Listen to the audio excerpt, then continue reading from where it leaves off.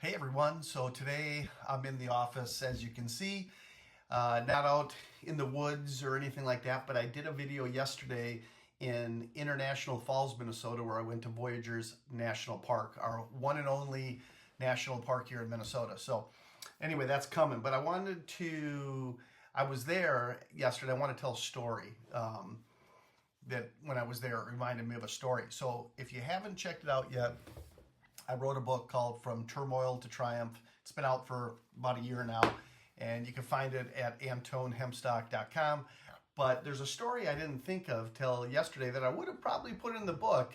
And but you know, when you're writing a book, you try to remember everything. It's a memoir, and you know, sometimes stuff just keeps coming long after the book has been put out. So anyway, I'll tell you the story. So I was a mechanic in my earlier life, and I was working for a place called Schmelz Countryside Volkswagen. So I was a VW tech, and it was early in my career as a tech. I'm a 20-year-old, kid for the most part, and I'm working on Volkswagens. And it's so long ago, excuse me, it's so long ago that we still had Vanagons coming into the shop for repairs. And if you're not familiar with Vanagons, Romer, who you see me driving around in my old Volkswagen van, that is a Vanagon. So I was working on those at the dealership. So to get back to my story, we had a guy who was a prankster in the shop. And one day I came into work and I opened up my toolbox. I forgot to lock it, and my top drawer of my toolbox had been filled up with dirt right to the very top. So all my tools were under that dirt. So it took me probably 2 hours after I got to work before I could actually get going and doing any work, because I had to clean that mess up, and it was just a pain in the ass. And I wasn't happy. And instead of getting mad and yelling and screaming and doing like what I probably would have done at the time, I don't know why I didn't, but I decided I wanted to get him back. So I'm going to put a picture of this, what I'm going to describe, so you guys know what I'm talking about. But see this here? Okay, so you put water in that thing and it heats it up, and then it's got the little thing, and you can put the hot water in your glass and put a tea bag in it or something. He had one of those every day next to his toolbox, and he would drink tea throughout the day.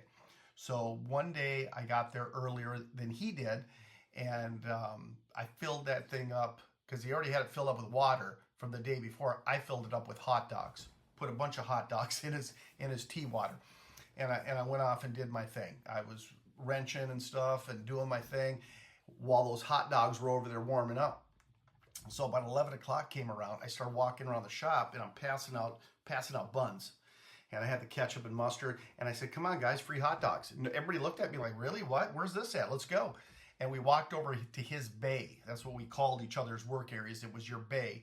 And we walked over there, and I took the lid off, and I had my tongs, and I started passing out hot dogs. And the look on his face was just utter, confusion that turned into maybe anger.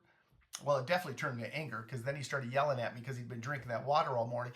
And then he turned me in to the management, and I got written up, and I almost got fired for that, even though he did the dirt thing in my drawer. But that is a story that to this day, that shop, even though all the techs are long gone, it's been passed on. So that story keeps right on going at that shop, because I've been back there for some work stuff in the past, and they all have heard about that story. So it's kind of a thing that keeps going. But that was probably my best prank ever. Got him really good.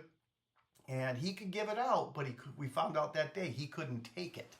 And I don't know how much, I don't remember him ever pranking anybody after that, and he was known for that. At least he didn't prank me, and I don't remember him pranking anybody else after that. So hopefully he learned his lesson.